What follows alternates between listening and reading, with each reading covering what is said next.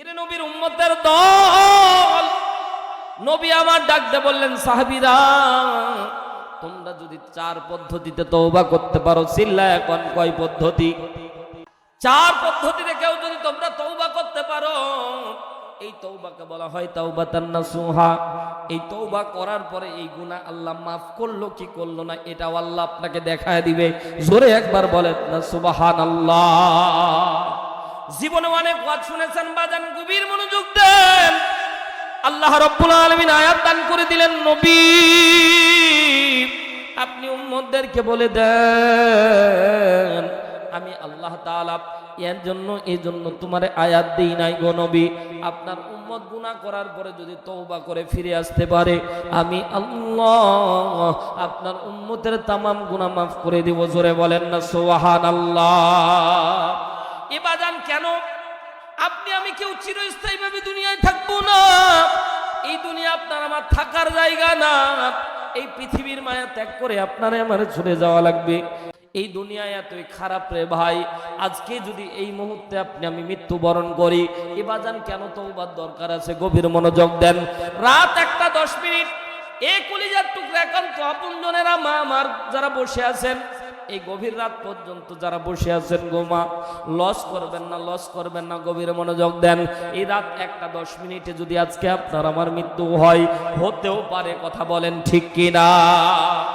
আপনার আমার যদি এই মুহূর্তে কারো মৃত্যু হয়, আগামীকাল রাত 1টা পর্যন্ত আপনার আমার লাশ এই দুনিয়ার মধ্যে থাকবে না, কথা বলেন ঠিক কিনা? এ বাজান আপনার আমার হায়াত হচ্ছে 2 সেকেন্ডের, কার জানি কখন মৃত্যু হয়ে যায়।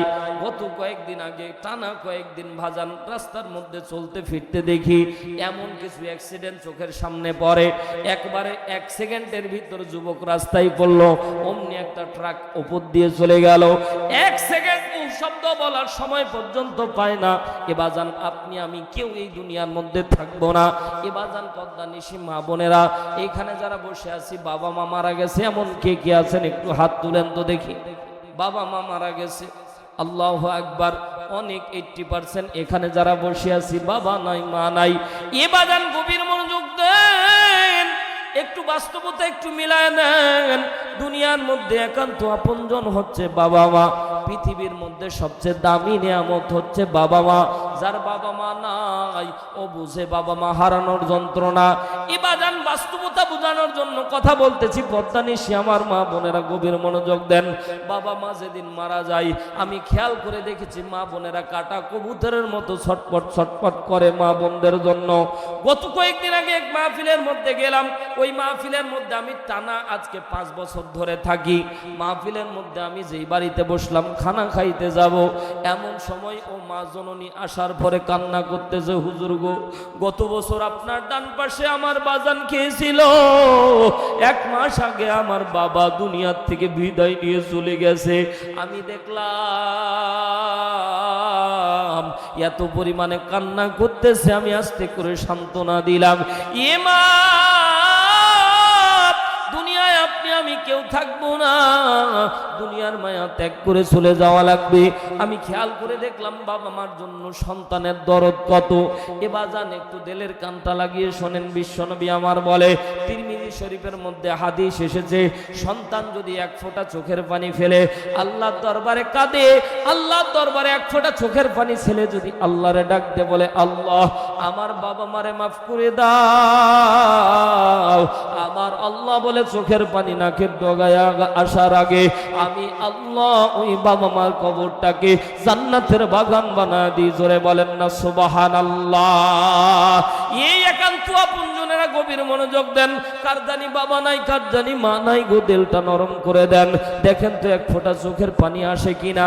এ বাজান বাবার মৃত্যুর খবর যখন সন্তান কানের মধ্যে যায়, বাবা মারা গেছে, বাবার নিথর বডি যখন আগুনের মধ্যে পড়ে আছে, এবাজান দুনিয়া এতই বড় স্বার্থপর, বাড়ির মধ্যে কত ল্যাপটপ জাজিম তৈরি করেছেন, বক্স খাট স্প্রিং খাট কত দামি দামি খাট পালঙ্ক তৈরি করেছেন। আল্লাহর কসম করে বলি, এই মুহূর্তে যদি আপনার বাইরে মৃত্যু হয়, আপনার আপনজনেরা আপনার লাশটা বাড়ি পর্যন্ত নিবে, আগিনা পর্যন্ত নিবে, সর্বোচ্চ আপনার বারান্দা পর্যন্ত নিবে রে বাজান। বুকে হাত দিয়ে বলেন তো দেখি, বাড়ি ঘর পর্যন্ত নিবে নাকি? কথা বলেন। ইরে কলিজার টুকরা আপনজনেরা গভীর মনোযোগ দেন। বাবা নাই, মা নাই, কার নাই আল্লাহই ভালো জানি। ইরি বাজান একটু দিলটা নরম করে দেন। দেখেন তো বাজান যেদিন মৃত্যুবরণ করে, সন্তান যখন খবর পায়, সন্তান খবর পাওয়া মাত্র বাজারের মধ্যে চলে যায়, সেতাবগঞ্জ কিংবা দিনাজপুর কিংবা লোহাগাড়া, এই বাজারের মধ্যে যাই কাফনের কাপড় কেনার জন্য। সন্তান কাফনের কাপড় নিয়ে, আমি কাফনের কাপড় মেপেছিলাম, দুইটা কাপড় পাওয়া যায়, একটা পাতলা একটা মোটা, একটার ওজন 1250 গ্রাম, একটার ওজন 750 গ্রাম। এ বাজান গভীর মনোযোগ দেন, 700 গ্রাম ওজনের একটা কাপড়ের ব্যাগ নিয়ে সন্তান যখন বাড়ির পানের দিকে আস্তে করে রওনা দেয়, এ বাজান গভীর মনোযোগ দেন। এই পদ্মানিশি আমার মা বোনেরা দেলের কানটা লাগিয়ে একটু দেলটা নরম করে কথাগুলি শুনবেন। বাজানের কাফনের কাপড় নিয়ে সন্তান যখন আস্তে আস্তে করে বাড়ির পানে চলে যায়, এই সন্তান ঈদের সময় কত মার্কেট নিয়ে, হাত ভর্তি মার্কেট নিয়ে বাড়ি যায়, কিন্তু কোনোদিন এত ভারী লাগে নাই। কিন্তু বাবার 3.5 হাত কাপড়ের কাপড় নিয়ে যখন সন্তান বাড়ির দিকে যায়, সন্তান খেয়াল করে দেখে পৃথিবীর সবচেয়ে ভারী ব্যাগ যেন আমি নিয়ে যাচ্ছি। বাড়ির মধ্যে যে দেখে বাবা নাই, বাবার দেহটা পড়ে আছে।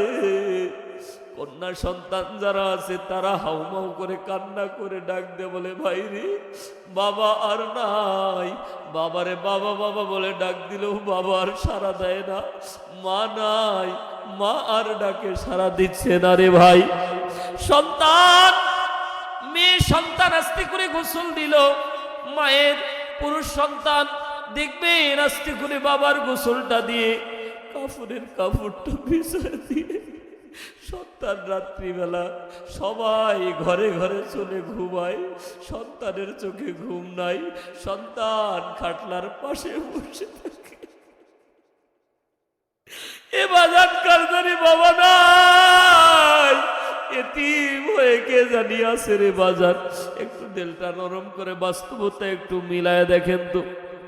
সন্তান খাটলার পাশে বসে বসে হাউমাউ করে কান্না করে ডাক দিয়ে বলে, আল্লাহ আমারে চিরজন্মের মতো এতিম করে বাবা মারে নিয়ে চলে গেলা। সন্তান সকালবেলা আস্তে করে জানাজা দিয়ে খাটলাটা কান্দের মধ্যে নিয়ে 1 পা 2 পা করে যখন কবর পানের দিকে রওনা দেয়, এবার যান একটু মনোযোগ দিয়ে কথাগুলি দিলের কানটা লেগে শুনবেন। বাবার লাশ যখন সন্তান কাঁধের মধ্যে নিয়ে যায়, এবার যান জীবনে অনেক ওয়াজ শুনেছেন, একটু মায়ের জন্য বাবার জন্য একটু দিলটা নরম করে দেন। আস্তে করে সন্তান কাঁধের মধ্যে বাবারে নিয়ে আস্তে আস্তে করে 1 পা 2 পা করে যখন আগায়, সন্তান জানে এমন একটা জায়গায় বাবারে আজকে রেখে আসব, যে জায়গায় টাকা দিলেও কেউ কোনোদিন থাকতে চায় না। এমন একটা কবরস্থান, নির্জন নিরালয়, এমন মাটির ঘর, যেই ঘরের মধ্যে কেউ এমনিতেই থাকবে না, লক্ষ কোটি টাকা দিলেও কেউ কোনোদিন থাকবে না। আজকেই যদি আপনার মৃত্যু হয়, আজকেই যদি আমি হারুন রশিদের মৃত্যু হয়, আপনার আমার লাশ বাড়ি যাওয়া পর্যন্ত অপেক্ষা করবে না। আমার লাশটা আমার বাড়ি যেতে 5 ঘন্টা সময় লাগবে। আমি খেয়াল করে দেখলাম আমার লাশটা যাওয়া পর্যন্ত তারা দেরি করবে না। আমার কাফনের কাপড় রেডি করে রেখে দেবে, আমার জন্য বাঁশবাগানের নিচে কবর কেটে রেখে দিবে। লাশটা যেতে দেরি হবে, গোসল দিতে দেরি করবে না, লাশটা যেতে দেরি হবে, দাফন করতে দেরি করবে না। কথা বলেন ঠিক কি না? এ বাদান গভীর মনোযোগ দেন। পর্দানিশে আমার মা বোনেরা, কারদানি বাবা নাই গো, কারদানি মা নাই। সন্তান আস্তে করে যখন কবর পানে নিয়ে চলে গেল, খাটলাটা আস্তে করে নামায়া দেয়। সন্তান দেখবেন, সন্তান কবরের মধ্যে নেমে গেল, সাথে আরো দুইজন নামি। সন্তান বলে, দাও গো আমার বাবার লাশটা দাও, আমার কোলের মধ্যে নেই। শেষবারের মতো বাবার লাশটা আস্তে করে রেখে দিয়ে দেখবেন দুইজন ব্যক্তি আস্তে করে আপনজন উঠে গেল। সন্তান উঠার মতো শক্তি আছে কিন্তু উঠতে পারে না। অনেক সন্তান আমি দেখেছি কবরের মধ্যে বাবার লাশের সাথে শুয়ে। অনেক সন্তানকে দেখেছি ওই জায়গায় অজ্ঞান হয়ে যায়। এবার কারদানি বাবা নাই, কারদানি মা নাই গো। বাবার লাশটা ওই যে কবরের মধ্যে নামাইলেন। এবার একটু মাটির সাথে হাতটা লাগায় দেখেন, রাত যত গভীর হয়, রাত যত গভীর হয়, মাটি তত ঠান্ডা হতে থাকে। বাবার লাশটা আস্তে করে রাখার পরে সন্তান উঠার মতো শক্তি আছে কিন্তু উঠতে পারে না। দুই বগলের মধ্যে হাত দিয়ে আস্তে করে সন্তানকে উপর দিকে উঠা। সন্তান বাবার লাশের মাথার উপরে দাঁড়ায় থাকে। আমি দেখেছি আত্মীয় স্বজনেরা যখন একটা একটা করে বাস যখন সাজাই, সন্তান খালি লাশের দিকে চেয়ে থাকে আর মনে মনে বলে, বাবা আর কোনদিন তোমারে বাবা কইয়া ডাক দিতে পারবো না। এ মা আর কোনদিন তোমারে মা কইয়া ডাক দিতে পারবো না। এ বাজান, আগে যখন আসতাম তখন আমার আম্মা জান কল করে বলতো, বাজান খাইছো, কোথায় আছো, কি অবস্থায় আছো। রাত যত গভীর হইতো মা আমার ফোনের মধ্যে কথা বলতো। এখন মা নাই, কল দেওয়ার মতো কেউ নাই। মা যাদের নাই তাদের বলার কেউ নাই, বাজান খাইছো। এজন্য তো কবি খুব কষ্ট নিয়ে কথা বলে, মাগো তোমার মতো হলই না কেহ, আমায় বুকে টানি আঁচল দিয়া মোছে না কে,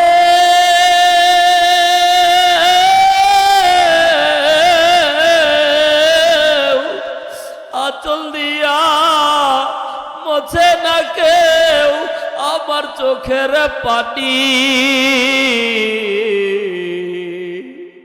হায়রে মা জননী আমার, হায়রে মা জননী, চইলা গেলা ওই কবরে আমায় নিলাহানা,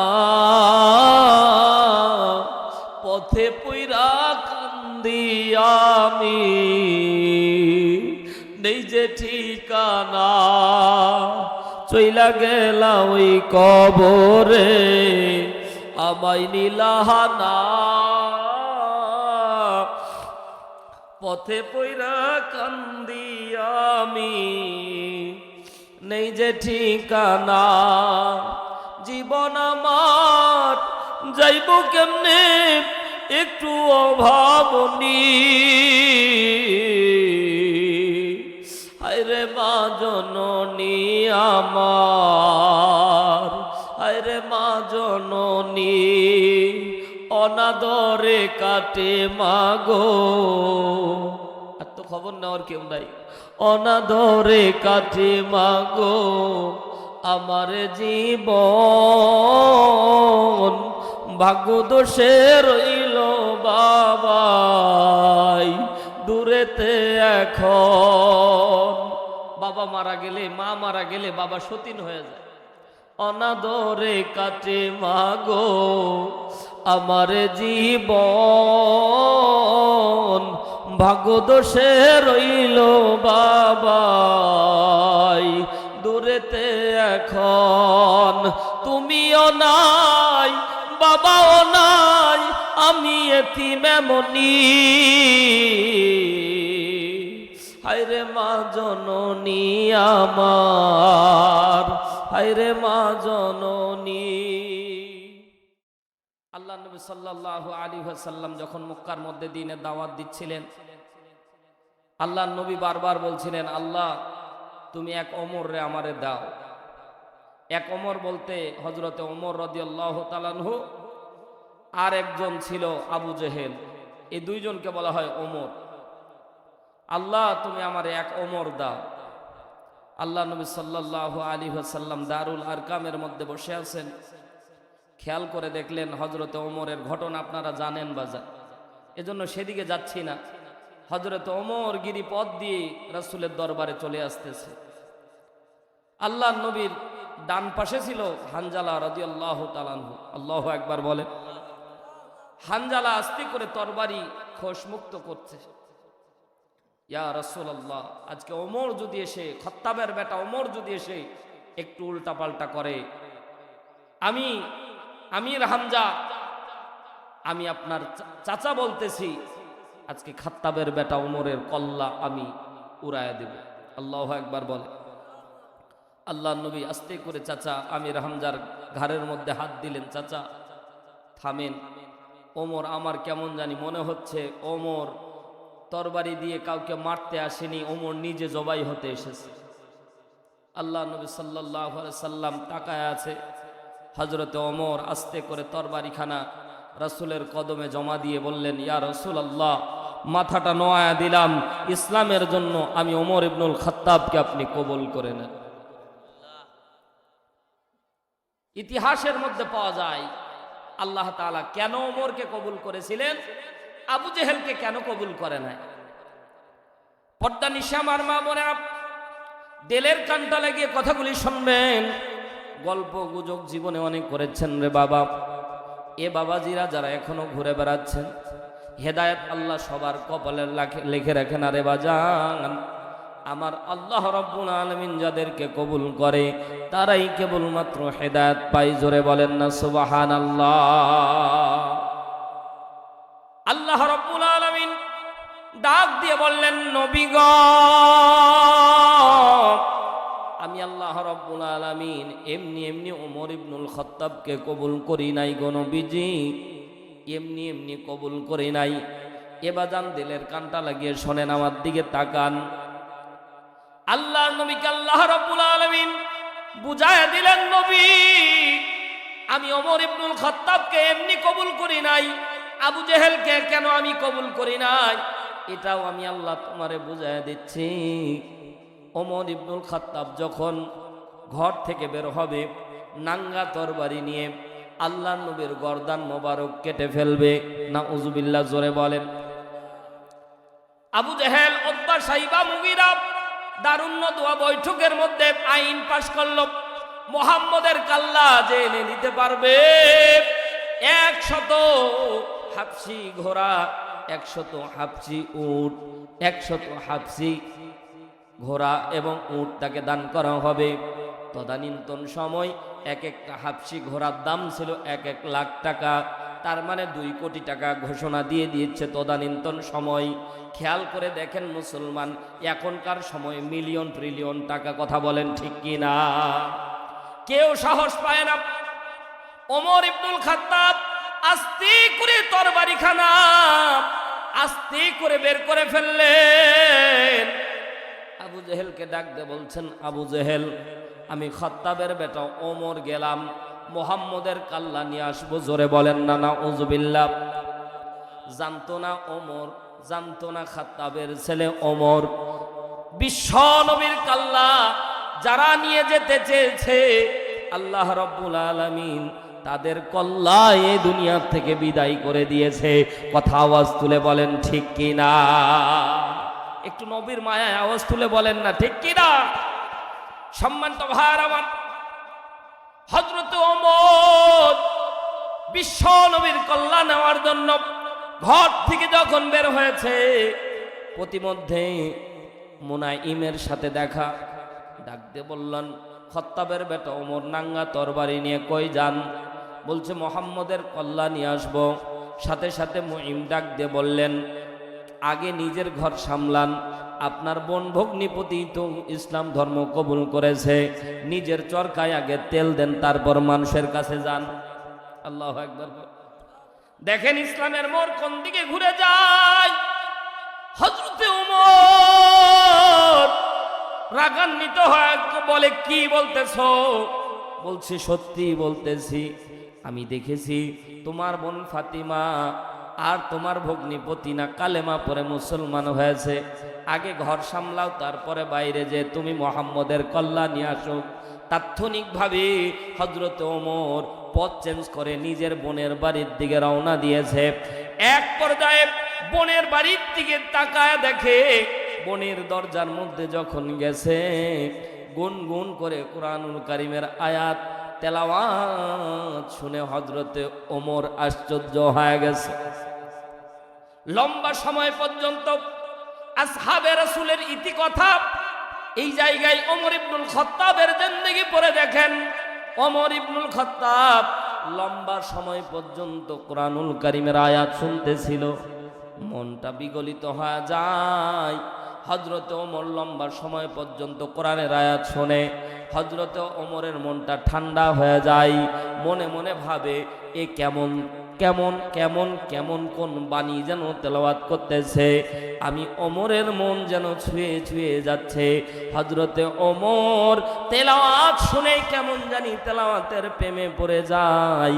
হযরতে ওমর তেলাওয়াতকে মহব্বত করার কারণে আল্লাহ রাব্বুল আলামিন তার সিনার মধ্যে নূর, ঈমানি নূর দান করে দিয়েছিল। জোরে একবার বলেন না সুবহানাল্লাহ।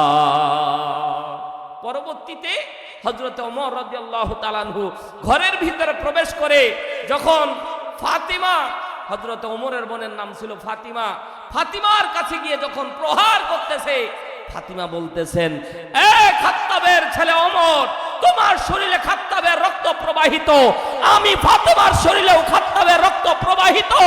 আমার জীবন চলে গেলেও আমি মুহাম্মদের ধর্ম ইসলাম ছাড়বো না। জোরে একবার বলেন না আল্লাহু আকবার। আমার শরীরের মধ্যেও খাত্তাবের রক্ত প্রবাহিত, মনে করিও না আমিও স্বভাবজাতগত তোমার চেয়ে অনেক বেশি রাগী। তুমি ওমর যদি আমার রাসূলকে নিয়ে কিছু বলো, কোরআন নিয়ে যদি কিছু বলো, তোমার জিহ্বা টেনে ছিঁড়ে ফেলবো। জোরে বলেন না আল্লাহু আকবার। হযরত ওমর বলতেছে, নিয়ে আসো, কোন কিতাব তেলাওয়াত করতেছো নিয়ে আসো। হযরত ওমরকে বলল, এই কিতাব বিনা উযুতে অপবিত্র অবস্থায় তেলাওয়াত করা, তুমি পবিত্র হও। এই যে পবিত্র হয়েছে, তাৎক্ষণিক তার সিনার মধ্যে আল্লাহ নূর ঢুকে দিয়েছে। জোরে বলেন সুবহানাল্লাহ। আর আবু জেহেল রাত্রে, আপনারা জানেন ঘটনা বাজান, জানা ঘটনা, আবু জেহেলও রাত্রে সারা রাত বসে বসে তেলাওয়াত শুনত। আল্লাহু আকবার বলবেন না? তা আমার মাঝে মাঝে মনে হয় আমার দেশের মুসলমান, বাংলাদেশের কিছু মুসলমান আবু জেহেলের থেকেও খারাপ। কথা বলে না? আবু জেহেল পর্যন্ত কোরআন শুনতো, লম্বা সময় পর্যন্ত কোরআন শুনতো, সারা রাত ঠান্ডায় দাঁড়ায় দাঁড়ায় কোরআন শুনতো।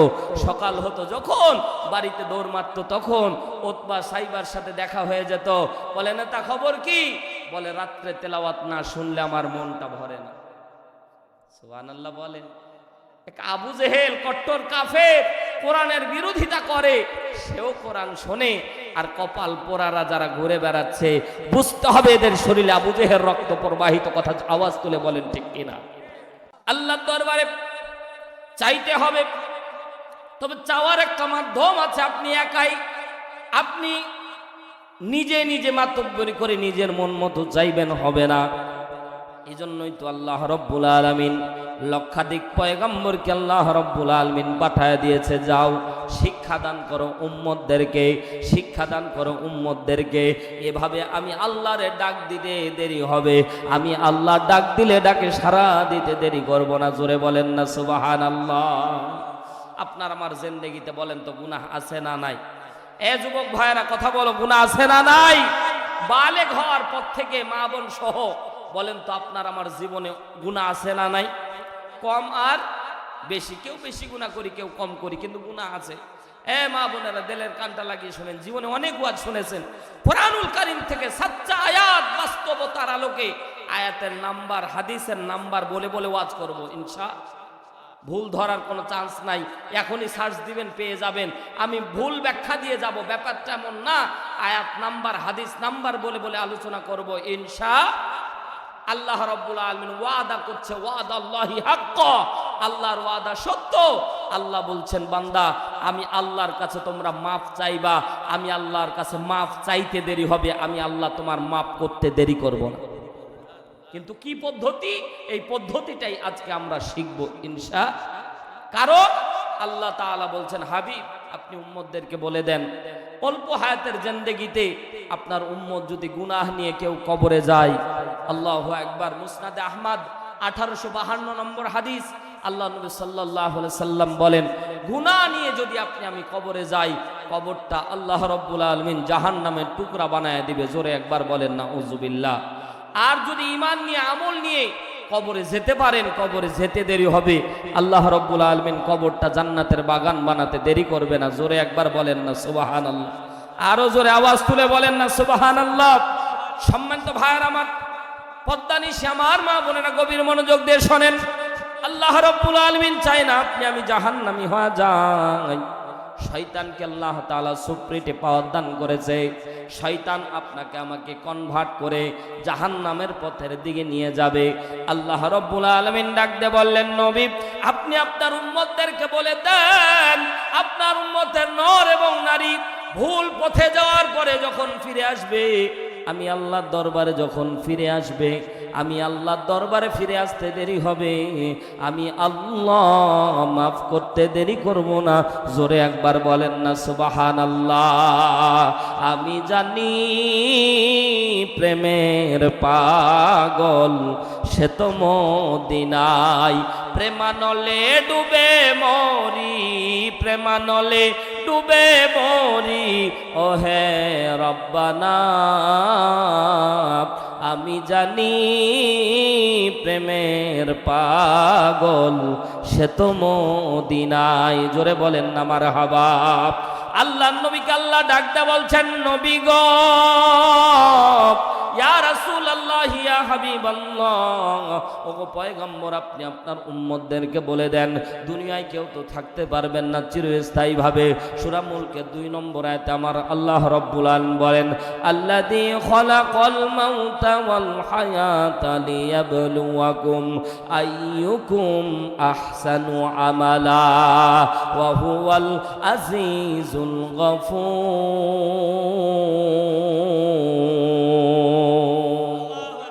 আওয়াজ তুলে জোরে বলতে হবে আল্লাহু আকবার। আমার আল্লাহ ডাক দিয়ে বললেন নবী গো আপনি আপনার উম্মতের নারী এবং পুরুষদেরকে বলে দেন আমি আল্লাহ নির্ধারিত হায়াত দান করেছি, হায়াত ফুরায় গেলে আমি আল্লাহর দরবারে ফেরত আসা লাগবে। আমি আল্লাহ রাব্বুল আলামিন অল্প হায়াতের জিন্দেগি দান করেছি, দুনিয়াতে আপনাকে আমাকে চিরস্থায়ী থাকার জন্য পাঠায় নাই। কথা আওয়াজ তুলে বলেন ঠিক কি না? এই ঘর বানাবেন, ঘর ঘরের জায়গায় থাকবে। ইবাদান আপনাকে আমাকে 3.5 হাত কাফনের কাপড় পরিধান করে অন্ধকার কবরে চলে যাওয়া লাগবে। এর বাজান একটু মনোযোগ দিয়ে কথাগুলি বোঝার চেষ্টা করেন। আমার আল্লাহ এই জন্যই তো নবীকে ডাকতে বললেন পয়গম্বর আমি আল্লাহ রাব্বুল আলামিন চাই না আপনার উম্মতেরা জাহান্নামী হয়ে যাক। এজন্যই তো আমি আল্লাহ আপনাকে কিতাব দান করলাম। নবী এবং রাসূলকে আল্লাহ রাব্বুল আলামিন কিতাব দান করেছেন কেন? হেদায়েতের জন্য। আল্লাহ বলে জান্নাতের পথ দেখানোর জন্য। জোরে বলেন না সুবহানাল্লাহ। বান্দা আমার গুনাহ করবে, বান্দা আমার পাপ করবে, বান্দা আমার গুনাহের দিকে ঝুঁকে যাবে। আল্লাহ রাব্বুল আলামিনের জন্যই তো ডাকতে বললেন নবী গো আপনি আপনার উম্মতের নারী এবং পুরুষদেরকে বলে দিবেন তারা গুনাহ করার পরে যেন নৈরাশ না হয়। আমি আল্লাহর দরবারে যদি চোখের পানি ছেড়ে কাঁদতে পারে, আর আমি আল্লাহ নিয়ম পদ্ধতি তরতিব আপনাকে শিক্ষা দান করতেছি, এই পদ্ধতিতে যদি মাপ চাইতে পারে, মাপ চাইতে দেরি হবে, আমার আল্লাহ মাফ করতে দেরি করবে না। জোরে বলেন না সুবহানাল্লাহ। আরো জোরে আওয়াজ তুলে একবার বলেন না সুবহানাল্লাহ। আল্লাহ রাব্বুল আলামিন সূরা তাহরিম 8 নম্বর আয়াত আল্লাহ আল্লাহ রাব্বুল আলামিন যখন কোরআনুল কারীমের আয়াতখানা দান করে রে মুসলমান, যেই ঘটনাকে কেন্দ্র করে আল্লাহ তাআলা আয়াত দিলেন, কোরআনের ভাষায় বলা হয় শানে নজুল। কি বলা হয়? জোরে বলেন, আরো জোরে বলেন, কি বলা হয়? শানে নজুল বলা হয়। মুসলমান ভাইরা রে আমার, পদ্মানিশে আমার আম্মা জানেরা আছেন, দিলের কানটা লাগিয়ে শুনবেন। আল্লাহর নবীকে আল্লাহ তাআলা যখন আয়াত দান করে, আয়াত দান করার যে আগের ঘটনা বিশ্বনবীর সাথে ঘটে গেল, এই ঘটনা কোরআনের মধ্যে আমার আল্লাহ তাআলা কোট করে জানায়া দিয়েছেন। আল্লাহ রাব্বুল আলামিন ডাক দিয়ে বললেন, নবী তোমাকে যে আয়াত দান করব, আয়াত দান করার আগে নবীকে প্রিপারেশন করে নিচ্ছে, নবীকে কি জন্য আয়াত দিবে। আল্লাহর নবীকে আল্লাহ রাব্বুল আলামিন টেনশনের মধ্যে ফেলে দিয়েছে। দুইটা বিষয় নিয়ে বিশ্বনবী টেনশন করতেছে। তাফসিরে আশুর আল্লামা ইবনে আশুর রাহমাতুল্লাহ আলাইহি তিনি তার তাফসীর গ্রন্থের মধ্যে সুন্দর করে কোট করে জানায়া দেয়, আল্লাহ রাব্বুল আলামিন আল্লাহ তাআলা কেন বিশ্বনবীকে টেনশনের মধ্যে ফেলেছেন। দুইটা কারণে নবী আমার টেনশনের মধ্যে। এক নাম্বার কারণ হলো আল্লাহর নবী সাল্লাল্লাহু আলাইহি ওয়াসাল্লাম চিন্তা করতেছেন, আল্লাহ কিয়ামতের ময়দানে আমার গুনাহগার উম্মতেরা জাহান্নামী হয়ে গেলে, আমার একটা উম্মত জাহান্নামে থাকা পর্যন্ত আমি রাসূল জান্নাতের মধ্যে প্রবেশ করব না। নারে তাকবীর। আল্লাহর নবী টেনশন করতেছেন আপনাকে আমাকে নিয়ে। এরে নবীর উম্মতের দল, নবী আমার টেনশন করতেছেন, আল্লাহ আমার গুনাহগার উম্মত, একটা উম্মত জাহান্নামে থাকা পর্যন্ত আমি রাসূল জান্নাতে যাব না। দুই নাম্বার কথা হলো কিয়ামতের ময়দানে আমার উম্মতের যত গুনার খাতা থাকবে রে আল্লাহ, এই গুনার খাতাটা কিয়ামতের ময়দানে আমার হাতে আপনি দিয়ে দিবেন। জোরে একবার বলেন না সুবহানাল্লাহ। রাহমাতাল লিল আলামিন নবী কোরআনে প্রমাণ, আশিক বিনে কে বুঝিবে আমার দয়ার নবীর শান। উম্মত বিনে কে বুঝিবে আমার মায়ার নবীর শান। কথা জোরে বলেন ঠিক কিনা। রাহমাতাল লিল আলামিন নবী হাদিসে প্রমাণ, আশিক বিনে কে বুঝিবে আমার মায়ার নবীর শান। উম্মত বিনে কে বুঝিবে আমার দয়ার নবীর শান। নবী আমার মদিনার বুলবুল,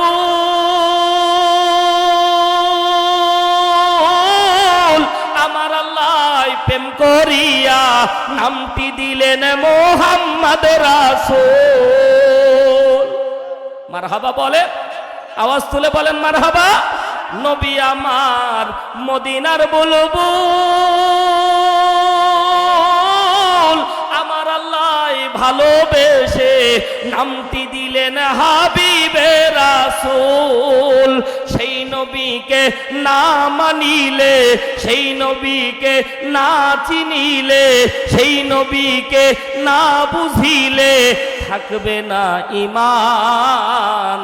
আশিক বিনে কে বুঝিবে আমার মায়ার নবীর শান। উম্মত বিনে কে বুঝিবে আমার দয়ার নবীর শান। রাহমাতাল লিল আলামিন নবী কোরআনে প্রমাণ, আশিক বিনে কে বুঝিবে আমার দয়ার নবীর শান। উম্মত বিনে কে বুঝিবে আমার মায়ার নবীর শান। জোরে বলেন না মারহাবা। এরে নবীর উম্মতের দল, কপাল পোড়া নবীর উম্মতের দল নবীর এই আজ পর্যন্ত চিনে না।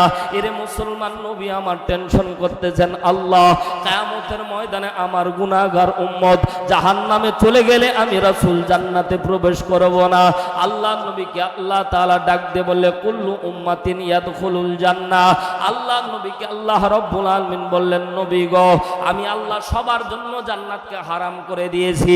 যতক্ষণ আপনি জান্নাতে না যাবেন ততক্ষণ আমি কাউকে জান্নাতে ঢুকতে দেব না। সুবহানাল্লাহ। আসতে বলেন, বাড়ি যায় সুবহানাল্লাহ কইেন নাকি বলেন? আল্লাহু আকবার। এর নবীর উম্মতের দল কি কথা বললাম, টেনশনের মধ্যে পড়ে গেলেন। এর বাজান গভীর মনোযোগ দেন।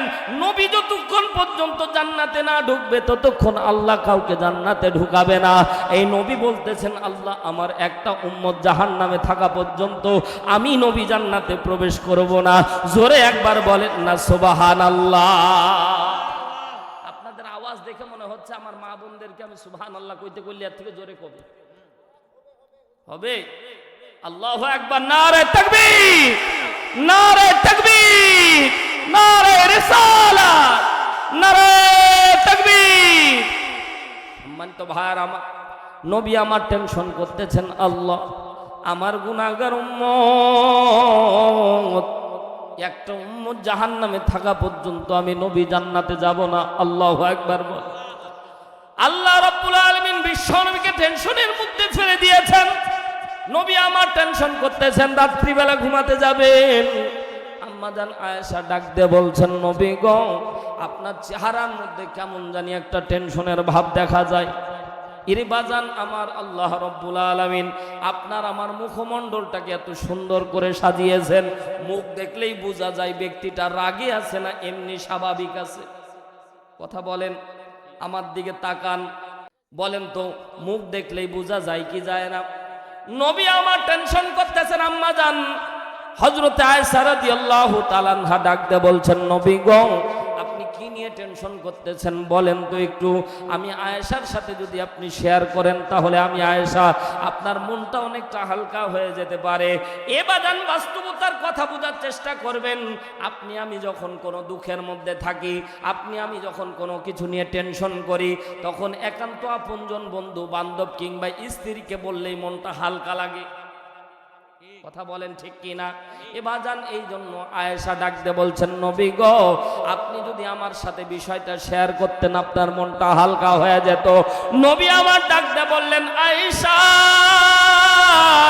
আমি এমন একটা বিষয় নিয়ে টেনশন করতেছি রে আয়েশা, আজকে তোমার সাথেও বিষয়টা শেয়ার করা যাবে না।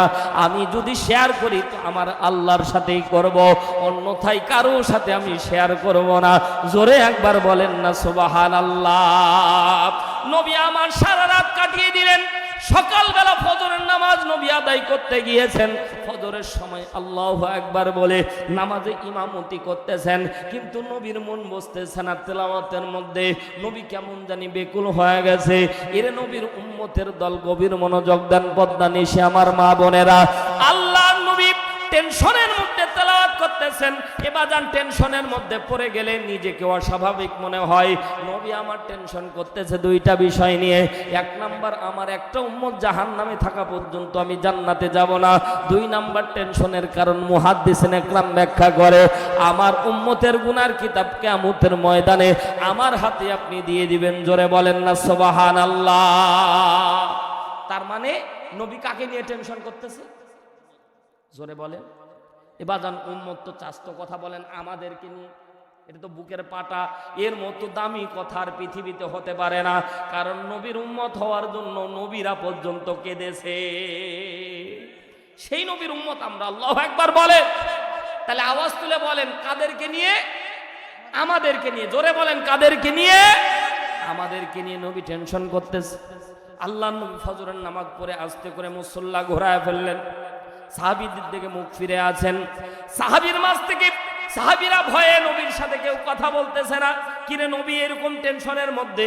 কোনোদিন তো নবীকে এরকম টেনশনের মধ্যে দেখিনি। এ বাজান গভীর মনোযোগ দেন, দিলের কানটা লাগিয়ে শোনেন। গাজাখুরি কথা বলতেছি না, কোরআন থেকে কথা বলতেছি। আমার আল্লাহ নবীর টেনশনের মধ্যে ফেলে দিয়েছে। এমন সময় নবী আমার টেনশন করতেছে। আল্লাহ নবীর সাহাবীরা একজন আরেকজনকে চিমটি কাটতেছে, তুমি বলো, ও বলতেছে তুমি বলো, কিন্তু কেউ সাহসে বলতে পারতেছে না। মারহাবা বলেন। এর মাঝে আব্দুল্লাহ ইবনে আব্বাস রাদিয়াল্লাহু তাআলা নবীর চাচাতো ভাই, সব সাহাবীরা মিলে চিন্তা করলো, আব্দুল্লাহ ইবনে আব্বাস তুমি বলো, জিজ্ঞাসা করো নবী কি নিয়ে টেনশন করতেছেন। হযরতে আব্দুল্লাহ ইবনে আব্বাস আস্তে করে হাতখানা উঁচু করে ডাক দিয়ে বললেন, নবী গো আমরা আপনার সাহাবী, আপনার জন্য জীবন দিতে প্রস্তুত। সুবহানাল্লাহ জোরে বলে। এরা নবীর উম্মতের দল, নবীর জন্য জীবন দিতে প্রস্তুত থাকা লাগবে। নবীর জন্য যারা জীবন দেয় তারা শাহাদাত বরণ করে, নবীর জন্য যারা জীবন দেয় তারা বিনা হিসেবে জান্নাতে চলে যায়।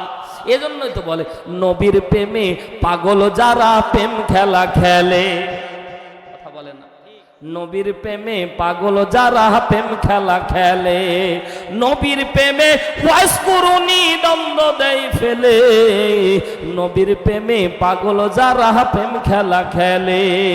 হানজালা পাগল ছিল, নবীর প্রেমে জীবন দিল, হানজালা পাগল ছিল, নবীর প্রেমে জীবন দিল, গোসল করাইল তারে ফেরেশতার দলে।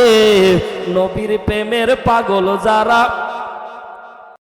আব্দুল্লাহ ইবনে আব্বাস আস্তে করে হাতখানা উঁচু করে ডাকতে বললেন, নবী গো,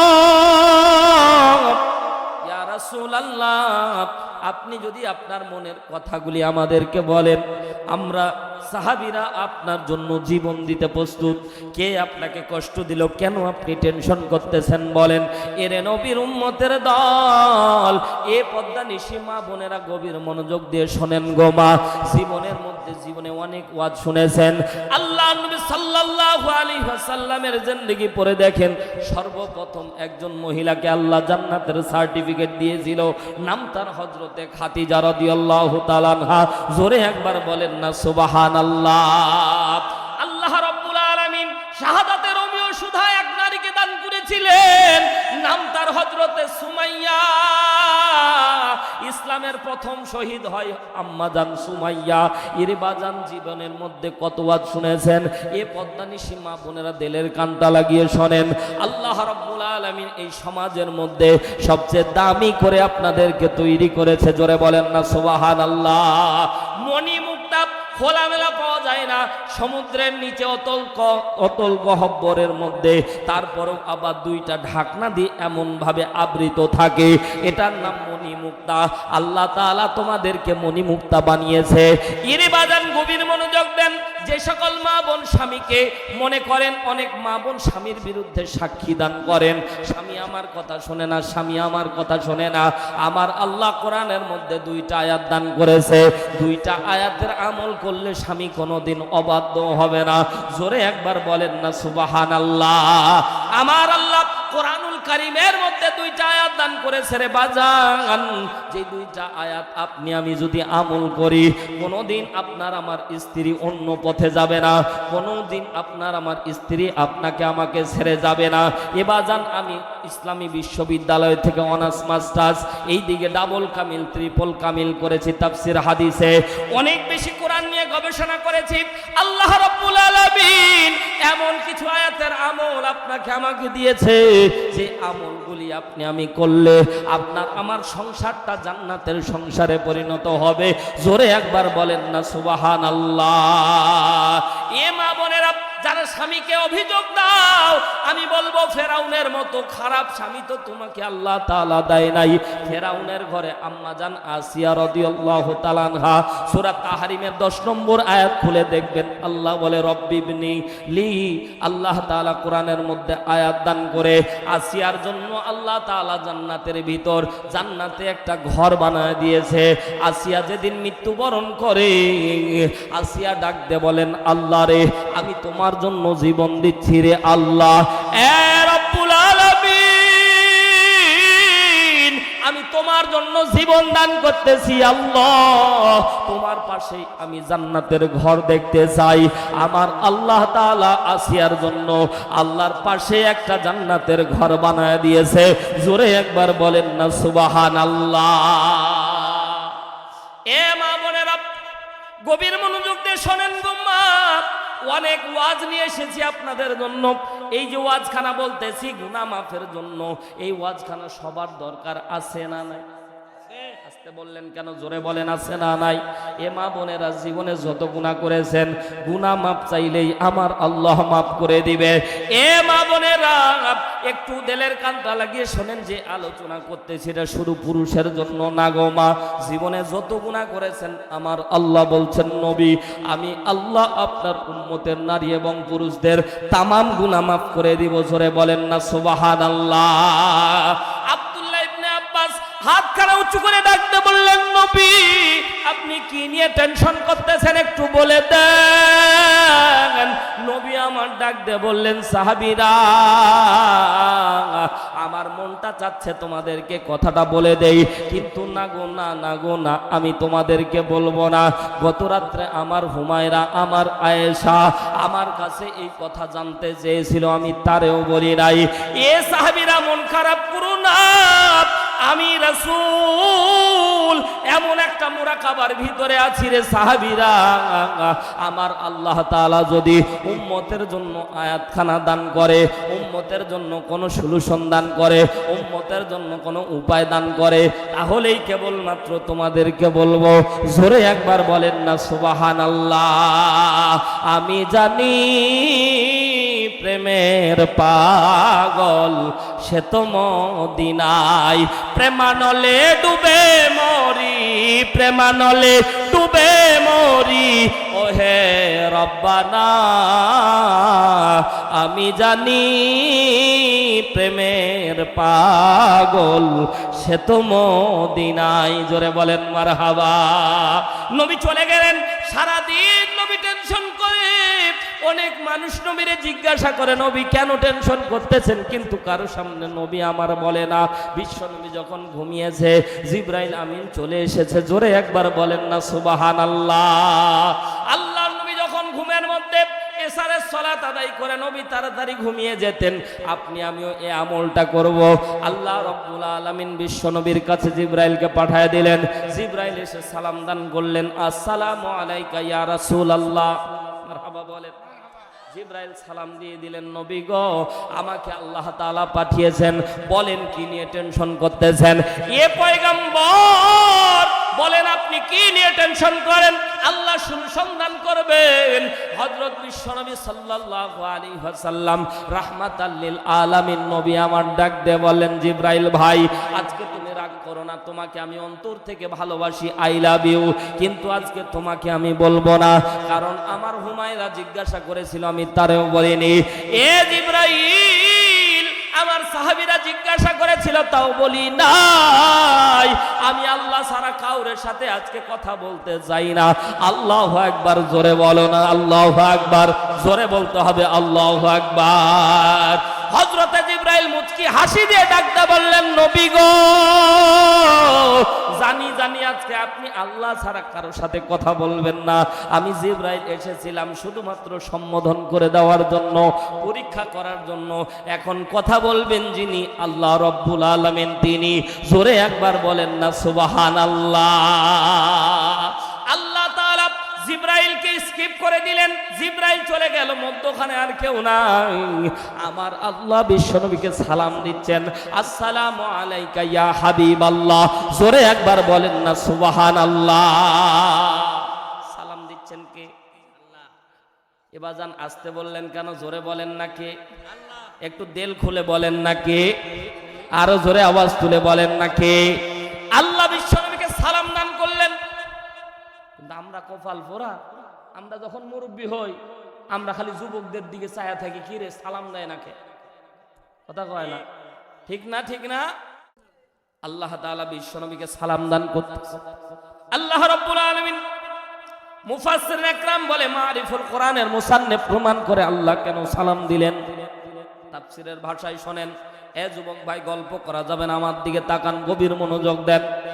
রাসূলুল্লাহ ইয়া হাবিবাল্লাহ, ও পয়গম্বর শুনে নেন, কিরামান কাতিবিন ইয়ালামুনা মা তাফআলুন, আমি এত সংখ্যক ফেরেশতা নিযুক্ত করে রেখেছি, আমলনামা বান্দার লিপিবদ্ধ করবে, ভুল করার কোনো সুযোগ নাই। জোরে বলেন না সুবহানাল্লাহ।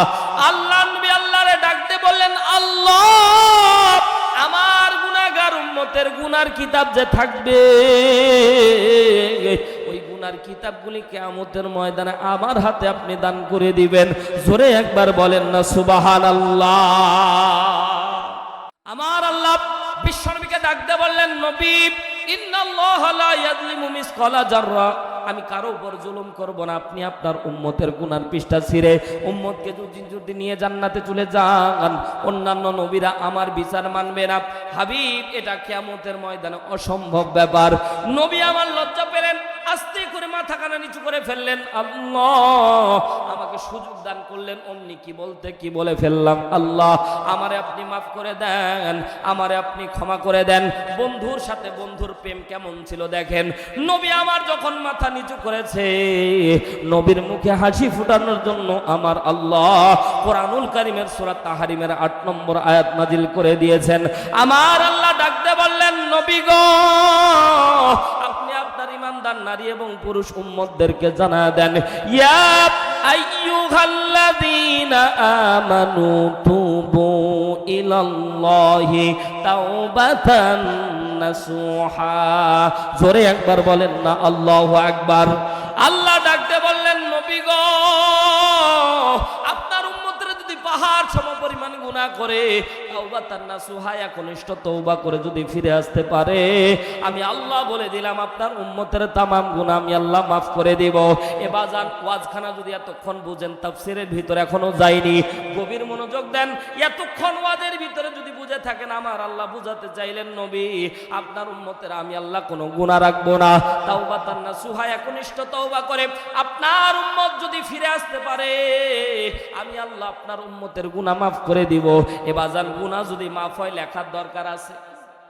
কথা বলেন, বুঝলে জবাব দেন, লেখার দরকার আছে?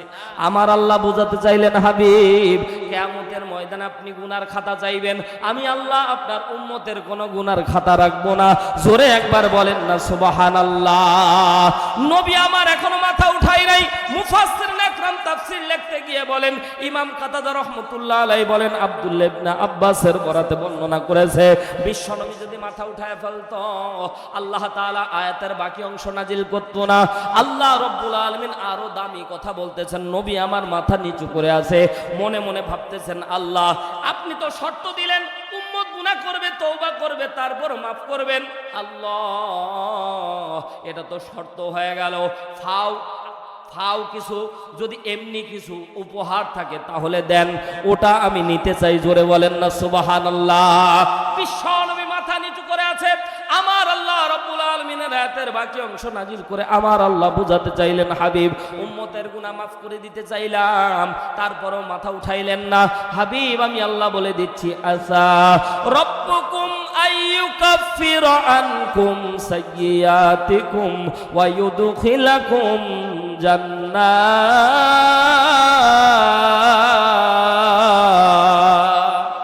আল্লাহ রাব্বুল আলামিন বিশ্ব নবীকে ডাক দিয়ে বলছেন, হাবিব আপনি কষ্ট করে আপনার উম্মতরে জান্নাতে নিয়ে যাওয়া লাগবে না। আসা রাব্বুকুম আইয়ুকাফিরা আনকুম, আমি আপনার উম্মতের গুনাহ মাফ করব। ওয়া ইউদখিলাকুম জান্নাহ, আমি আল্লাহ নিজ জিম্মায় আপনার উম্মতকে জান্নাতে পৌঁছায় দিব। জোরে একবার বলেন না সুবহানাল্লাহ। আল্লাহ নবী মুচকি হাসতেছে কিন্তু মাথা উঠায় না। মুফাসসিরিন একরাম আয়াতখানা ব্যাখ্যা করতে গিয়ে বলেন, আমার আল্লাহ আরো সান্ত্বনা দিয়ে ডাক দিয়ে বললেন, নবী তারপরেও মাথা উঠাইলেন না। আল্লাহ তাআলা সূরা ফুরকানের ৭০ নম্বর আয়াতের মাঝামাঝি অংশে আল্লাহ তাআলা বলছে, ফাউলাইকা ইউবাদদিলুল্লাহি সাইয়্যাতিহিম হাসানা। জোরে একবার বলেন না আল্লাহু আকবার। আমার আল্লাহ বিশ্বনবীকে ডাক দিয়ে বললেন, নবী গো, ফাউলাইকা ইউবাদদিলুল্লাহ, হাবিব আপনার উম্মত তওবা করে ফিরে আসবে, আমি আল্লাহ আপনার উম্মতের গুনাহ মাফ করে দিব। ও হাবিব উম্মতের গুনাহগুলি কি করব আপনি কি জানেন? ও নবী আপনার উম্মত যে যত বেশি গুনাহ করবে, ফাউলাইকা ইউবাদদিলুল্লাহি সাইয়্যাতিহিম হাসানা, যত গুনাহ করবে গুনাহগুলিকে উল্টায়া সওয়াবে রূপান্তরিত করে দেব। আল্লাহু আকবার। জোরে বলেন। বিশ্বনবী আয়াত নাজিল হয়ে গেল, বিশ্বনবী ফজরের নামাজ আদায় করলেন। এবাজান মনে আছে তো ওয়াজ, আগের রাত্রে, আগের ফজরের রাত্রে নবী টেনশনে ছিল, বিশ্ব নবী টেনশনের মধ্যে ছিল, বিশ্ব নবী কথা বলতেছিল না, এরে মুসলমান বিশ্ব নবী টেনশনের মধ্যে ছিল। কিন্তু আজকে নবী ফুরফুরা, নবী মুচকি মুচকি হাসতেছেন, সাহাবার বুঝতে বাকি রইল না আল্লাহ আয়াত দিয়েছে। আব্দুল্লাহ ইবনে মাসউদ আস্তে করে হাতখানা উঁচু করে ডাক দিয়ে বললেন, পয়গম্বর আল্লাহ কি কোনো আয়াত দিয়েছে? সাথে নবী আমার তেলাওয়াত করে দিলেন, ইয়া আইয়ুহাল্লাযীনা আমানু তুবু ইলাল্লাহি তাওবাতান নাসুহা আসা রাব্বুকুম আইয়ুকাফিরা আনকুম সাইয়্যাতিকুম ওয়া ইউদখিলাকুম জান্নাত। বিশ্বনবীর সাহাবীরা চালাক সাহাবী। আব্দুল্লাহ ইবনে মাসউদ হাতখানা আস্তে করে উঁচু করে ডাকতে বললেন, পয়গম্বর মান হুয়া তাওবাতান নাসুহা, এ নবী আমাকে তাওবাতান নাসুহা একটু শিখায় দেন। কোন তওবা করলে আল্লাহ জিন্দেগির গুনাহ মাফ করে দেয়? কোন তওবা করলে আমার আল্লাহ রাব্বুল আলামিন জান্নাতের জিম্মাদার হয়ে যায়? কোন তওবা করলে আল্লাহ সমস্ত গুনাহ উল্টায় সওয়াবে রূপান্তরিত করে দেয়? এই তওবাখানার নাম হচ্ছে তাওবাতান নাসুহা। এই তাওবাখানা নবী আমার বলেন, এই তাওবা যারা করবে, যেই মুহূর্তে করবে, আমার আল্লাহ তার সাথে সাথে গুনাহগুলি মাফ করে দিবে। জোরে একবার বলেন না সুবহানাল্লাহ। তাহলে এই তাওবা শিকার দরকার আছে না নাই? আসতে বললেন কেন? জোরে বলেন আছে না নাই? এ যুবক ভাই, এ পর্দানিশী মা বোনেরা, জীবনে যত গুনাহ করেছেন আমার আল্লাহ বলেন, নবী আপনার উম্মতদেরকে বলে দিবেন তাওবাতান নাসুহা, একনিষ্ঠ তওবা করে আপনার উম্মত যদি ফিরে আসতে পারে, আমি আল্লাহ আপনার উম্মতের তামাম গুনাহ মাফ করে দিব। জোরে বলেন না সুবহানাল্লাহ। গভীর মনোযোগ দেন। জীবনে অনেক গুনাহ করেছেন বাজান, একটু তাকান আমার দিকে। এরে বাজান গভীর মনোযোগ দেন। আল্লাহ রাব্বুল আলামিন বিশ্বনবী ডাক দিয়ে বললেন, সাহাবীরা শোনো। এরে বাজান পর্দানিশী আমার মা বোনেরা বলেন দেখি, তওবা করেন, তওবাখানা কবুল হয় কি হয় না আপনারা দেখতে পান? কথা কয় না, জোরে আওয়াজ দেওয়া লাগবে তো। পান? কিন্তু আজকে থেকে দেখতে পাবেন। জোরে বলেন না সুবহানাল্লাহ। আমি আমার বানানো গল্প বলবো না, বুখারীর হাদিস থেকে বলবো ইনশাআল্লাহ। এরে নবীর উম্মতের দল, নবী আমার ডাক দিয়ে বললেন, সাহাবীরা তোমরা যদি 4 পদ্ধতিতে তওবা করতে পারো, চিল্লায় এখন কয় পদ্ধতি? আরো জোরে, জোর হলো না, জোরে বলেন কয়, আরো জোরে কয়। 4 পদ্ধতিতে কেউ যদি তোমরা তওবা করতে পারো, এই তওবাকে বলা হয় তাওবাতান নাসুহা। এই তওবা করার পরে এই গুনাহ আল্লাহ মাফ করলো কি করলো না, এটাও আল্লাহ আপনাকে দেখায় দিবে। জোরে একবার বলেন না সুবহানাল্লাহ। জীবনে অনেক ওয়াজ শুনেছেন বাজান, গভীর মনোযোগ দেন। আল্লাহ রাব্বুল আলামিন আয়াত দান করে দিলেন, নবী আপনি উম্মতদেরকে বলে দেন, আমি আল্লাহ তাআলা এর জন্য এই জন্য তোমারে আয়াত দেই নাই গো নবী, আপনার উম্মত গুনাহ করার পরে যদি তওবা করে ফিরে আসতে পারে, আমি আল্লাহ আপনার উম্মতের তামাম গুনাহ মাফ করে দিব। জোরে বলেন না সুবহানাল্লাহ। এ বাজান কেন আপনি আমি কেউ চিরস্থায়ীভাবে দুনিয়ায় থাকবো না? এই দুনিয়া আপনার আমার থাকার জায়গা না। এই পৃথিবীর মায়া ত্যাগ করে আপনারে আমারে ছুটে যাওয়া লাগবে। এজন্য কবি তো সুন্দর করে বলে, দুনিয়া থাকার জায়গা নয় রে দুনিয়া, দুনিয়া থাকার জায়গা নয়, না ফেরার দেশে যাইবা একদিন ফেসে, আর তো ফিরাই আইবা না।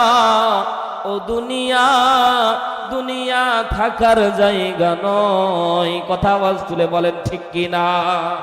নাকের কাছে জীবন তোমার, মরণ ঘাড়ের পিছে, পরাণ পাখি দিলে ফাঁকি, সবই তোমার মিছে। চোখ বুঝিলে একবার তুমি, হায় রে চোখ বুঝিলে একবার তুমি, আর তো ফিরাই আইবা না।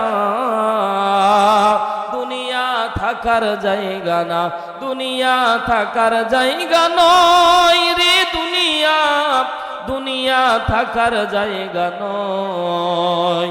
এই দুনিয়া এতই খারাপ রে ভাই। আজকে যদি এই মুহূর্তে আপনি আমি মৃত্যুবরণ করি, এ বাজান কেন তওবার দরকার আছে? গভীর মনোযোগ দেন। রাত 1টা 10 মিনিট এই কলিজার টুকরা একান্ত আপনজনেরা মা আমার যারা বসে আছেন এই গভীর রাত পর্যন্ত যারা বসে আছেন গো মা, লস করবেন না, লস করবেন না, গভীর মনোযোগ দেন। এই রাত 1:10 যদি আজকে আপনার আমার মৃত্যু হয়, হতেও পারে, কথা বলেন ঠিক কিনা? আপনার আমার যদি এই মুহূর্তে কারো মৃত্যু হয়, আগামীকাল রাত 1টা পর্যন্ত আপনার আমার লাশ এই দুনিয়ার মধ্যে থাকবে না, কথা বলেন ঠিক কিনা? এবার যান, আপনার আমার হায়াত হচ্ছে 2 সেকেন্ডের, কার জানি কখন মৃত্যু হয়ে যায়। গত কয়েকদিন আগে টানা কয়েকদিন ভাজান রাস্তার মধ্যে চলতে ফিরতে দেখি এমন কিছু অ্যাক্সিডেন্ট চোখের সামনে পড়ে, একবারে 1 সেকেন্ডের ভিতর যুবক রাস্তায় পড়লো, অমনি একটা ট্রাক উপর দিয়ে চলে গেল, 1 সেকেন্ড শব্দ বলার সময় পর্যন্ত পায় না। এবার যান, আপনি আমি কেউ এই দুনিয়ার মধ্যে থাকবো না। এবার যান, পদ্মা নিশি মা বোনেরা, এখানে যারা বসে আছি বাবা মা মারা গেছে এমন কে কে আছেন একটু হাত তুলেন তো দেখি। বাবা মা মারা গেছে, আল্লাহু আকবার। অনেক 80% এখানে যারা বসে আছি বাবা নাই মা নাই।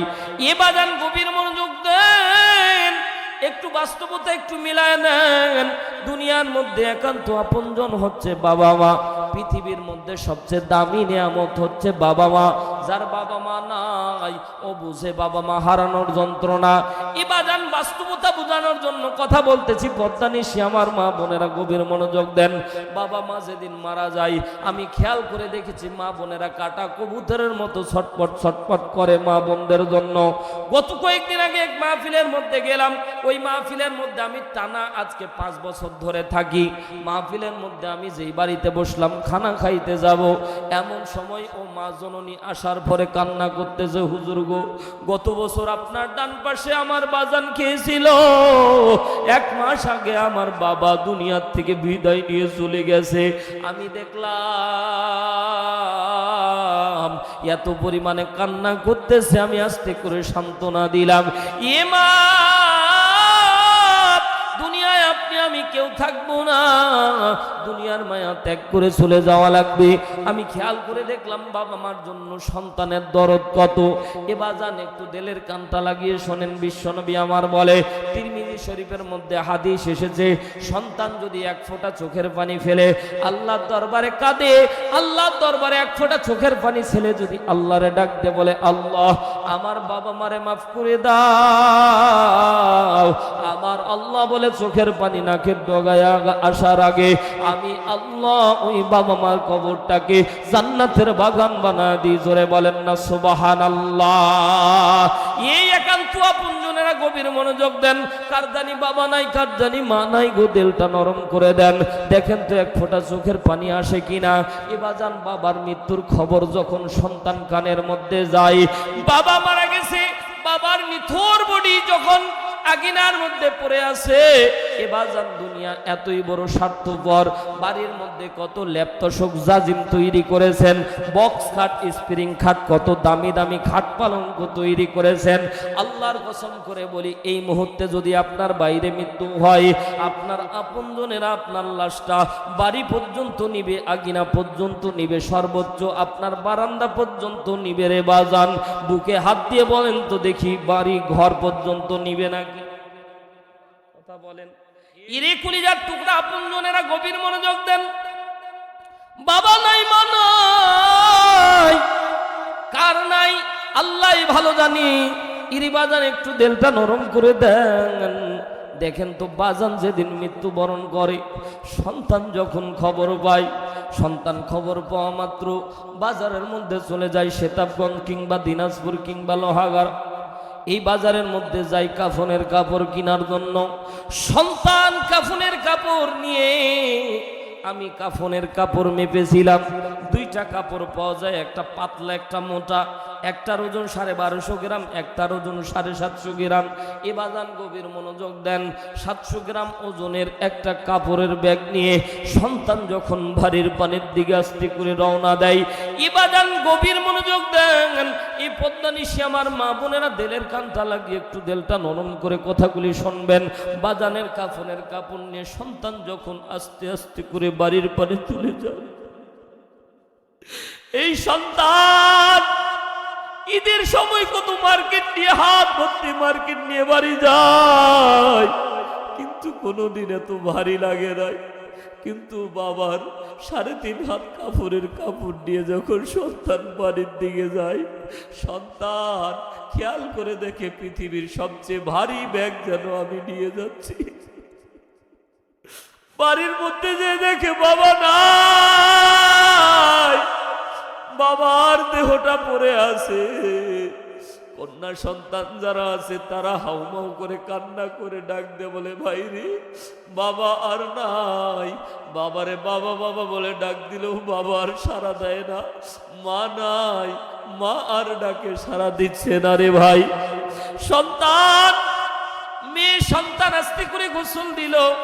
মায়ের পুরুষ সন্তান দেখবেন আস্তে করে বাবার গোসলটা দিয়ে কাপড়ের কাপড়টা ভিজিয়ে দিয়ে সন্তান রাত্রিবেলা সবাই ঘরে ঘরে চলে ঘুমায়। সন্তানের চোখে ঘুম নাই, সন্তান খাটলার পাশে বসে থাকে। এ বাজার কার জানি বাবা নাই, এতিম হয়ে কে জানি আছে রে বাজার। একটু দিলটা নরম করে বাস্তবতা একটু মিলায় দেখেন তো। সন্তান খাটলার পাশে বসে বসে হাউমাউ করে কান্না করে ডাক দিয়ে বলে, আল্লাহ আমারে চিরজন্মের মতো এতিম করে বাবা মারে নিয়ে চলে গেলা। সন্তান সকালবেলা আস্তে করে জানাজা দিয়ে খাটলাটা কান্দের মধ্যে নিয়ে 1 পা 2 পা করে যখন কবর পানের দিকে রওনা দেয়, এবাজান একটু মনোযোগ দিয়ে কথাগুলি দিলের কানটা লিখে শুনবেন। বাবার লাশ যখন সন্তান কাঁধের মধ্যে নিয়ে যায়, এবাজান জীবনে অনেক ওয়াজ শুনেছেন, একটু মায়ের জন্য বাবার জন্য একটু দিলটা নরম করে দেন। আস্তে করে সন্তান কাঁধের মধ্যে বাবারে নিয়ে আস্তে আস্তে করে 1 পা 2 পা করে যখন আগায়, সন্তান জানে এমন একটা জায়গায় বাবারে আজকে রেখে আসব, যে জায়গায় টাকা দিলেও কেউ কোনোদিন থাকতে চায় না। এমন একটা কবরস্থান, নির্জন নিরালয়, এমন মাটির ঘর, যেই ঘরের মধ্যে কেউ এমনিতেই থাকবে না, লক্ষ কোটি টাকা দিলেও কেউ কোনোদিন থাকবে না।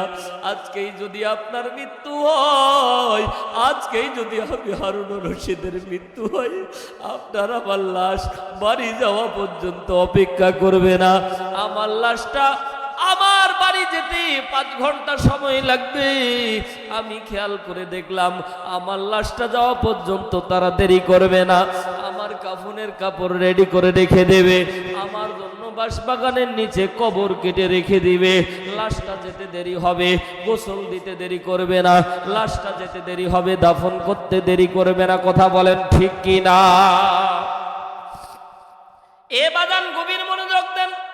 পর্দা নিশে আমার মা বোনেরা, কারদানি বাবা নাই গো, কারদানি মা নাই। সন্তান আস্তে করে যখন কবর পানে নিয়ে চলে গেল, খাটলাটা আস্তে করে নামায়া দেয়। সন্তান দেখবেন সন্তান কবরের মধ্যে নেমে গেল, সাথে আরো 2 জন নামি। সন্তান বলে, দাও গো আমার বাবার লাশটা দাও, আমার কোলের মধ্যে নেই। শেষবারের মতো বাবার লাশটা আস্তে করে রেখে দিয়ে দেখবেন 2 জন ব্যক্তি আস্তে করে আপনজন উঠে গেল। সন্তান উঠার মতো শক্তি আছে কিন্তু উঠতে পারে না। অনেক সন্তান আমি দেখেছি কবরের মধ্যে বাবার লাশের সাথে শুয়ে। অনেক সন্তানকে দেখেছি ওই জায়গায় অজ্ঞান হয়ে যায়। এবার কারদানি বাবা নাই, কারদানি মা নাই গো। বাবার লাশটা ওই যে কবরের মধ্যে নামাইলেন। এবার একটু মাটির সাথে হাতটা লাগায় দেখেন, রাত যত গভীর হয়, রাত যত গভীর হয়, মাটি তত ঠান্ডা হতে থাকে। বাবার লাশটা আস্তে করে রাখার পরে সন্তান উঠার মতো শক্তি আছে কিন্তু উঠতে পারে না। 2 বগলের মধ্যে হাত দিয়ে আস্তে করে সন্তানকে উপর দিকে উঠা। সন্তান বাবার লাশের মাথার উপরে দাঁড়ায় থাকে।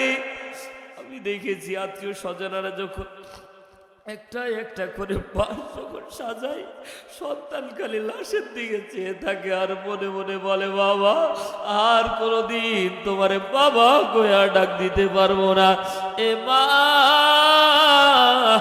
আর কোনোদিন তোমারে মা কইয়া ডাক দিতে পারবো না। এ বাজান, আগে যখন আসতাম তখন আমার আম্মা জান কল করে বলতো, বাজান খাইছো, কোথায় আছো, কি অবস্থায় আছো। রাত যত গভীর হইতো মা আমার ফোনের মধ্যে কথা বলতো। এখন মা নাই, কল দেওয়ার মতো কেউ নাই। মা যাদের নাই তাদের বলার কেউ নাই, বাজান খাইছো। এজন্য তো কবি খুব কষ্ট নিয়ে কথা বলে, মাগো তোমার মতো হলই না কেহ, আমায় বুকে টানি আঁচল দিয়া মোছে না কে,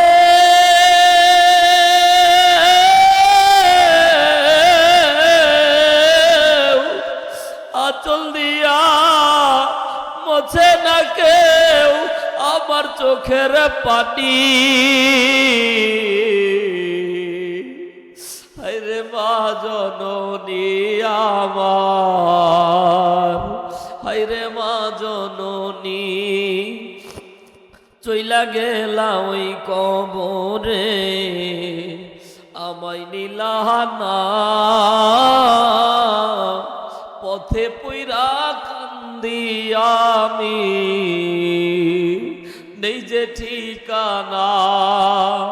চইলা গেলা ওই কবরে আমায় নিলাহানা, পথে পইরা কান্দি আমি, নেই যে ঠিকানা। জীবন আমার যাইব কেমনে একটু অভাবনী, হায়রে মা জননী আমার, হায়রে মা জননী, অনাদরে কাটে মাগো। আর তো খবর নেওয়ার কেউ নাই। অনাদরে কাটে মাগো আমার জীবন, ভাগ্য দোষে রইল বাবাই দূরেতে এখন। বাবা মারা গেলে, মা মারা গেলে বাবা সতীন হয়ে যায়। অনাদরে কাটে মাগো আমার জীবন, ভাগ্য দোষে রইল বাবাই দূরেতে এখন। তুমিও নাই, বাবাও নাই, আমি এতিম এমনি, হায়রে মা জননী আমার, হায়রে মা জননী। ওই যে অন্ধকার কবরে অনিচ্ছা সত্ত্বেও বাবা কিংবা মারে ওই যে রেখে আসলেন, বলেন আজও পর্যন্ত বাবা মার কোনো খোঁজ পাওয়া যায়? আজও পর্যন্ত বাবা মার খোঁজ মেলে? এ বাজান পদ্মা নিশি আমার মা বোনেরা, আমি বুঝাতে চাইলাম অনেক কষ্টের জায়গা বাবা মা, কষ্ট করে সন্তান বাবা মার লাশ নামায়, তারপরেও দুনিয়ার বাস্তবতা এমন, ওই যে 3 মুষ্টি মাটি দিয়ে একবার চলে আসলাম, আর কোনোদিন খোঁজ খবর পাওয়া। আপনি আমিও একদিন চলে যাব। যুবক ভাইরা যারা তাফালিং মারতেছো, আল্লাহি আজকে মালাকুল মউত এসে জান নিয়ে চলে গেলে কবরে বুঝতে পারবা কত নম্বরের সতর্কতা সংকেত আমার আল্লাহ আপনার কবরে রেখেছে। শুরুতে বলেছিলাম মুসনাদে আহমদ 1852 নম্বর হাদিস, আমার আল্লাহ তাআলা নবীকে বলছেন, হাবিব আপনি উম্মতদেরকে বলে দিবেন, গুনাহ নিয়ে যদি উম্মত কবরে যায় ওই কবরটা হবে তার জন্য জাহান্নামের টুকরা। জোরে বলেন না নাউজুবিল্লাহ। পদ্মা নিশি মা বোনেরা, আর সামনে আগাবো না। এই তাওবাতান নাসুহা নবী আমার শিক্ষা দান করেছে, 4 পদ্ধতিতে যদি আপনি আমি তওবা করতে পারি, তওবা করতে দেরি হবে, আমার আল্লাহ মাফ করতে দেরি করে না। জোরে বলেন না সুবহানাল্লাহ।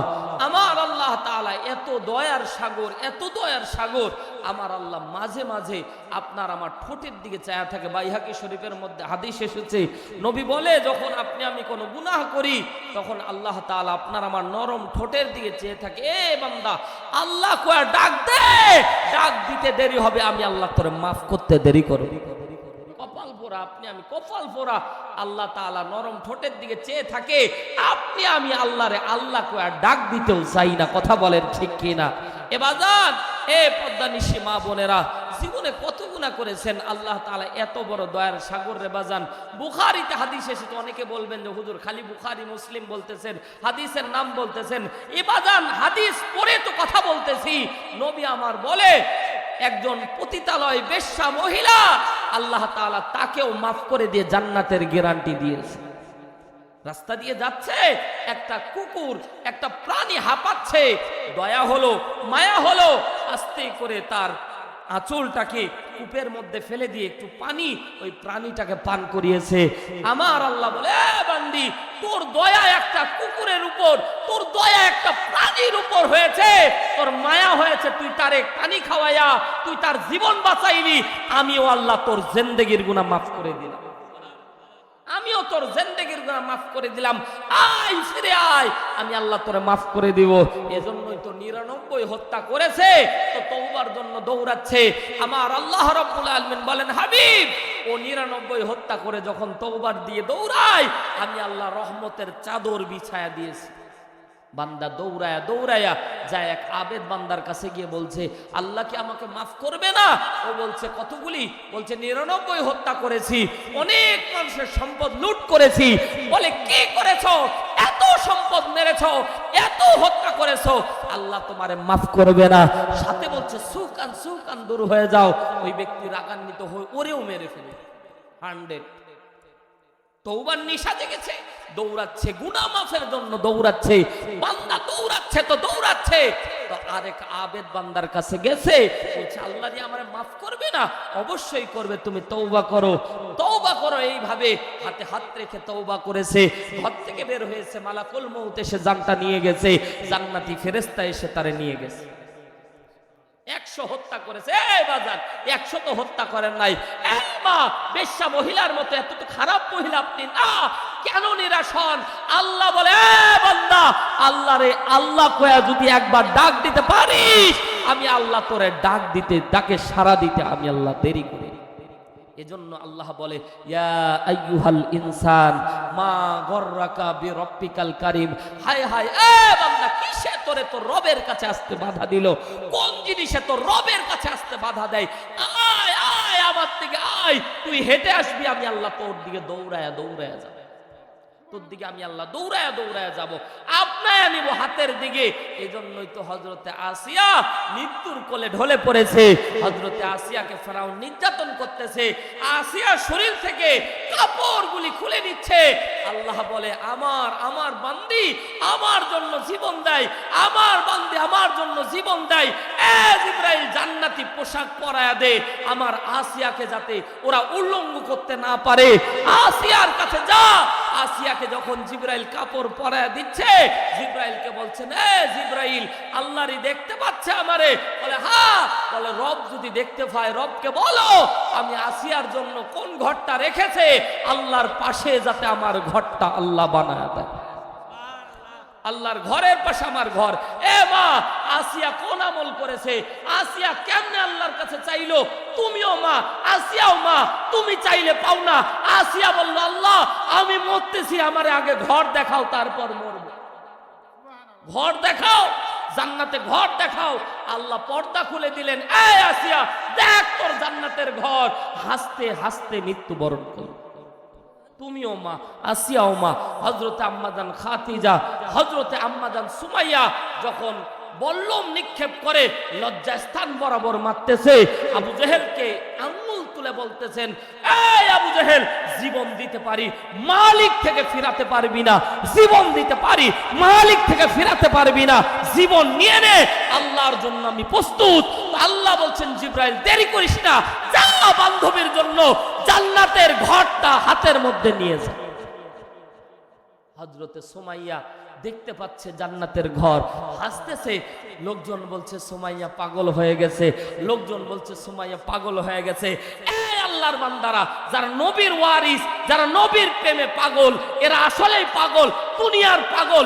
এরা দুনিয়ার পাগল, মানুষ তাদের পাগল বলে। আল্লাহ বলে এরা পাগল, জান্নাতের পাগল। এরা মরতে দেরি হয়, আমি আল্লাহ জান্নাত দিতে দেরি করি। এদের পাগল মনে হয়, ঠিকই তো, পাগল তো। নবীর জন্য পাগল, রাসূলের জন্য পাগল, মদিনাওয়ালার জন্য পাগল, নবীর আল্লাহর ওলিদের জন্য পাগল। এ বাদান কেমনে আপনাদেরকে বোঝায়? আল্লাহ রাব্বুল আলামিনের জন্য যদি বান্দা হয়ে যায়, আল্লাহ তাআলা বলেন 7 আসমান জমিন আমি বান্দার পিছনে লেলিয়ে দেই। রাজ্জাক কে? কথা বলে না। রাজ্জাক কে? রিজিক দাতা কে? কথা বলে না। রিজিক দাতা কে? আল্লাহ রিজিক দাতা। রাজ্জাকের পিছনে ছুটবেন, রিজিককে আপনার পিছনে আল্লাহ লেলিয়ে দিন। দুনিয়ার রিজিকের পিছনে ছুটি, দুনিয়ার রিজিকের পিছনে ছুটি, রিজিকের পিছনে ছুটতে গিয়ে দুনিয়াদারি, আল্লাহরে ভুলে গিয়েছি। কলিজার টুকরা আপনজনেরা, গভীর মনোযোগ দেন। রাজ্জাকের পিছনে ছুটেন, রিজিক আপনার পিছনে ছুটবে। আল্লাহ বলে শুধু দুনিয়া দিব না, আসমান জমিন ভর্তি বরাবর আমি আল্লাহ করে জান্নাত দিব। আল্লাহর জান্নাত কত দামি জানেন? এই দুনিয়ার যত 5 স্টার মানের হোটেল আছে, পৃথিবীর সবচেয়ে দামি দামি হোটেল আছে, বুর্জ আর খলিফার দিকে চলে যান, দুবাইয়ে চলে যান, আমেরিকা চলে যান, সিঙ্গাপুর চলে যান, মনে হয় হোটেল 5 স্টার মানের হোটেলগুলিতে ঢুকতে মনে হবে জান্নাতের ভিতরে ঢুকতেছেন। আপনি চলে যান মালয়েশিয়ায়, চলে যান, সমুদ্রের উপরে সুন্দর করে বাড়ি তৈরি করেছে, দামি দামি বাড়ি তৈরি করেছে, 5 স্টার 3 স্টার মানের হোটেল তৈরি করেছে। ঢুকলে মনে হবে কোন জগতে আসলাম, কোন জগতে আসলাম। পৃথিবীর সমস্ত 5 স্টার 3 স্টার মানের হোটেলগুলিকে যদি এক পাল্লায় করা হয়, আমার আল্লাহর জান্নাতের যে শিকলটা আছে, যে দরজার যে করা আছে, ওটার দামের সমানই না। সুবহানাল্লাহ, সুবহানাল্লাহ। আল্লাহ বলেন আমি এত দামি জান্নাত তোমার জন্য বানিয়েছি। বান্দা, আমি আল্লাহ এত দামি জান্নাত বানিয়েছি শুধু তোর জন্য। তুই শুধু আমার হবি, আমি তোর জান্নাত দেব।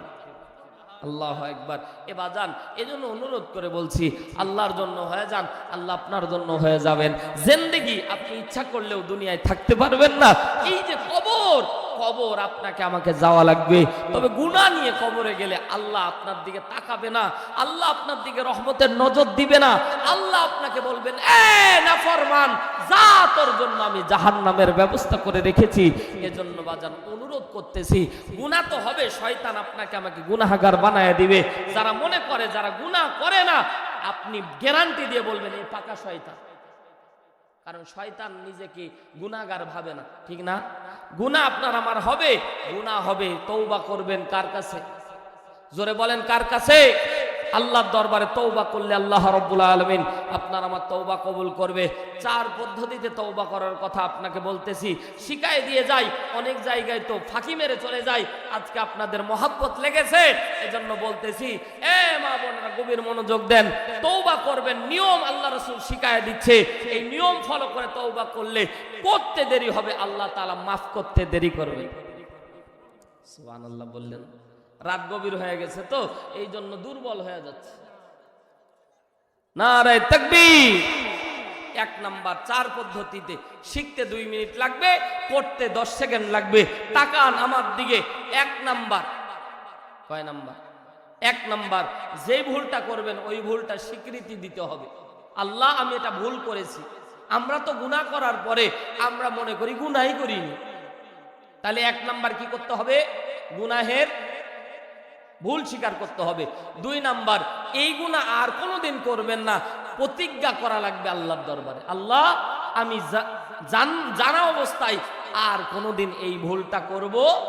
3 নাম্বার, তওবার যে দোয়াগুলি আছে, আস্তাগফিরুল্লাহ রাব্বি মিন কুল্লি যামবি ওয়া আতুবু ইলাইহি, আস্তাগফিরুল্লাহাল্লাযী লা ইলাহা ইল্লা হুয়াল হাইয়ুল কাইয়্যুম, আস্তাগফিরুল্লাহাল্লাযী লা ইলাহা ইল্লা হুয়াল হাইয়ুল কাইয়্যুম, লা হাওলা ওয়ালা কুওয়াতা ইল্লা বিল্লাহ। তওবার 21টা দোয়া আছে, হাদিসের মধ্যে এসেছে। যে কোনো একটা দোয়া পাঠ করবেন। এখন অনেকে বলবেন হুজুর আমরা আরবি জানি না। এ বাদান, আরবি না জানলেও আমার আল্লাহ রহমান, আপনি শুধু বলবেন আল্লাহ আমি গুনাহ করেছি তুমি মাফ করে দাও, এতটুকু তো বলতে পারবেন, পারবেন না? আল্লাহ আমি গুনাহ করেছি তুমি আমারে মাফ করে দাও। এই 3 নাম্বার। 4 নাম্বারে গুনাহ হওয়ার জন্য কিছু কাজা কাফারা আদায় করবেন, শারীরিক অথবা মানসিক। শারীরিক কি? রোজা দিতে পারেন। কি দিতে পারেন? রোজা রাখতে পারেন। 2 নাম্বারে কিছু আর্থিক সম্পদ আল্লাহর রাস্তায় দান করে দিবেন। তাহলে কি হবে? শয়তান আপনাকে দিয়ে ওই ভুলটা আর কোনোদিন করাবে না। আল্লাহু আকবার বলেন। মুআজ ইবনে জাবাল রাদিয়াল্লাহু তাআলা আনহু, এই সাহাবীর জিন্দেগি পড়ে দেখলাম একদিন শয়তানে ওরে পা টিপায়া ঘুমের মধ্যে রেখে দিয়ে তাহাজ্জুদ নামাজ কাজা করেছিল। কোন নামাজ? তাহাজ্জুদ, 1 ওয়াক্ত। একদিন তাহাজ্জুদ কাজা হয়েছে, সকালবেলা কান্না করতেছে। সাহাবীরা বলছে ইয়া রাসূলুল্লাহ, মুআজ ইবনে জাবালের বাবা মা কেউ হয়তো মারা গেছে, এত কান্না করতেছে। আল্লাহর নবী দৌড়ায় আসলো, মুআজ তোমার কেউ কি মারা গেছে? বলে না ইয়া রাসূলুল্লাহ। কাঁদো কেন? কই আমার তাহাজ্জুদ কাজা হয়ে গেছে, আল্লাহ আমারে মনে হয় মাফ করবে না। এ কপাল পোড়া, তাহাজ্জুদ কাজা হলে কান্না করে, আপনার আমার শত শত ওয়াক্ত ফরজ নামাজ কাজা। আল্লাহ ওদের জান্নাত দিবেন, আপনার আমার মতো কপাল পোড়ারে দিবে? এমনি আল্লাহ জান্নাতের সার্টিফিকেট দেয় না। 1 ওয়াক্ত নামাজ কাজা হয়ে গেছে, কান্না করতেছে, মনে মনে কয় আল্লাহ আমি অপরাধ করেছি, তাহাজ্জুদ কাজা হয়ে গেছে, আমি নাফরমান হয়ে গেছি, আল্লাহ আর কোনোদিন তাহাজ্জুদ কাজা করব না। তওবার নিয়ম ফলো দেখেন। সাহাবী বলতেছে আল্লাহ আমি ভুল করেছি, আর তাহাজ্জুদ কাজা করব না, আল্লাহ আমারে maaf করে দাও। আস্তাগফিরুল্লাহাল্লাযী লা ইলাহা ইল্লা হুয়াল হাইয়ুল কাইয়্যুম। আল্লাহ আমার 1 ওয়াক্ত তাহাজ্জুদ কাজা হয়েছে, আমি 1 মাস রোজা রাখবো। সুবহানাল্লাহ বললেন না? পরের দিন তাহাজ্জুদের ওয়াক্ত হয়েছে, যখন শয়তান এসে ডাক দেয় মুআজ উঠো তাহাজ্জুদের ওয়াক্ত হয়েছে। সুবহানাল্লাহ জোরে বলেন না, আরো জোরে বলেন না সুবহানাল্লাহ। সাহাবী হাত পা টাপ করে ধরে ফেলেছে, এই কে তুমি? আমারে তাহাজ্জুদের ওয়াক্তে ডেকে দাও। অনেক লম্বা সময় পিরাপিরি করে পরে বলতেছে আমি দুনিয়ার মানুষ না, আমি শয়তান। কি ব্যাপার? কালকে তুমি না আমার তাহাজ্জুদ কাজা করেছো, আজকে আবার ডেকে দিচ্ছ কেন? এ বাজান, আপনি যদি খাঁটি মুমিন হন, শয়তান আপনার মুরিদ হবে। সুবহানাল্লাহ কয় না? শয়তান আপনার মুরিদ হবে। খেয়াল করেন। বলছে কেন তুমি আজকে ডেকে দিলা কেন? বলছে মুআজ কালকে তুমি যে কান্নাকাটি করেছো গত দিনে, আর 1 মাস গেল, আপনি যদি প্রকৃত মুমিন হন, শয়তান আপনাকে কোলে করে মসজিদে পৌঁছায় দিবে। কথা বলে না ভাই, ঠিক না? কিন্তু আমি তো পাকা শয়তান। শয়তান দেখলে ওর 2 টান বিড়ি মারে। কথা বলে না? শয়তান আমি তো একটা হুকুম আল্লাহর অমান্য করেছি, উসজুদু লি আদম, সিজদা করো। ফাসাজাদু, সবাই সিজদা করলো ইল্লা ইবলিস। ইবলিস সিজদা করলো না। আবা ওয়াস্তাকবার ওয়া কানা মিনাল কাফিরিন, কাফের হয়ে গেল। একটা শুধু আল্লাহ তাআলার সামনে আদমকে সিজদা করে নাই। আল্লাহ বলছে ওয়া কানা মিনাল কাফিরিন, তুমি কাফের হয়ে গেছো।